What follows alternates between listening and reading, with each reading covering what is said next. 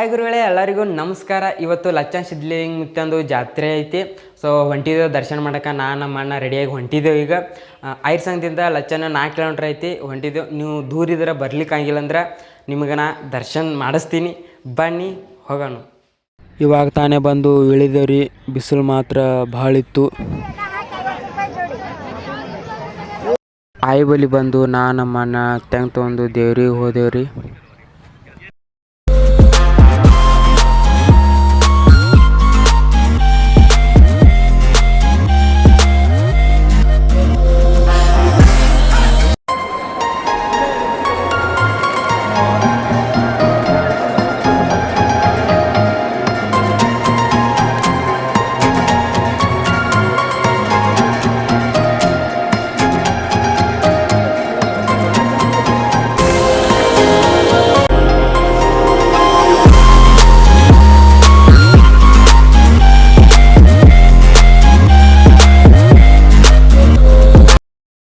ದರ್ಶನ ಮಾಡ್ಲಿಕ್ಕೆ ಒಂದು ತಾಸು ಪಾಳ್ಯಕ್ಕೆ ನಿಂತೇವ್ರಿ.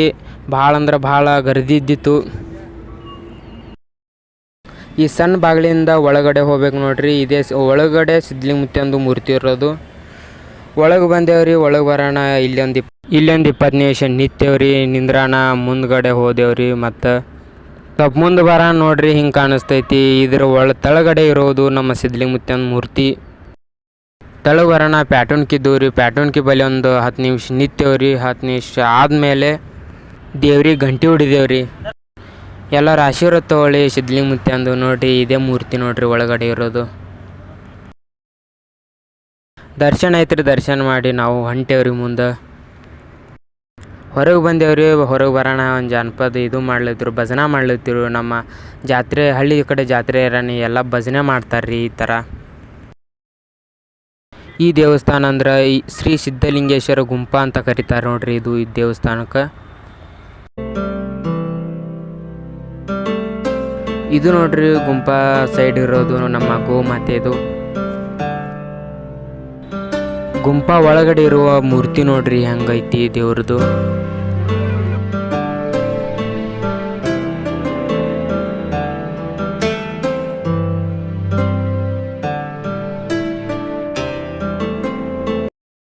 ದೇವ್ರಿಗೆ ಕಾಳು ಬಿದ್ದು ಊಟ ಮಾಡಕ್ಕೆ ಗಂಗಾಳ ತೊಗೊಂಡೇವ್ರಿ.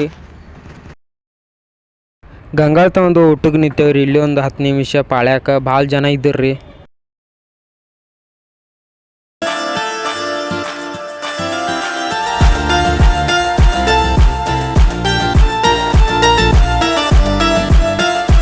ಊಟ ಬಡಿಸ್ಕೊಂಡು ಮಸ್ತಾಗಿ ಊಟ ಮಾಡಿದ್ರಿ. ಹೊಟ್ಟೆ ತುಂಬ ಊಟ ಮಾಡಿದ್ರಿ. ನಮ್ಮ ಅಣ್ಣ ಸ್ಮೈಲ್ ಕೊಟ್ಟೇವ್ರಿ ಊಟ ಮಾಡ್ಕೊತೆ.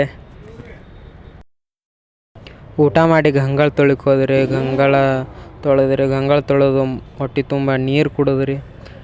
ನೀರು ಕೊಟ್ಟು ಲಾಸ್ಟಿಗೆ ಸ್ಮೈಲ್ ಕೊಟ್ಟು ನಡ್ರಿ.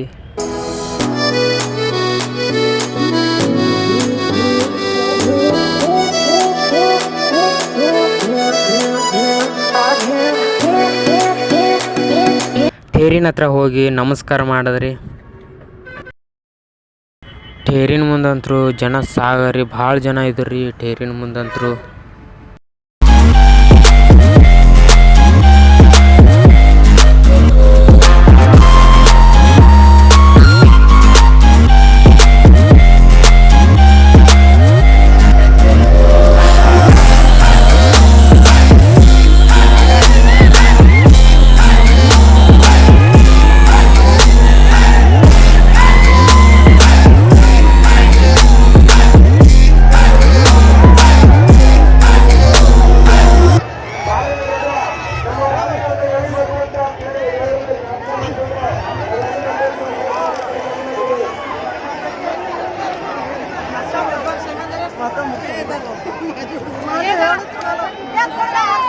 ಗುರುಗಳೇ, ಇವಾಗ ತಾನೇ ಮನೆಗೆ ಬಂದೀವಿ.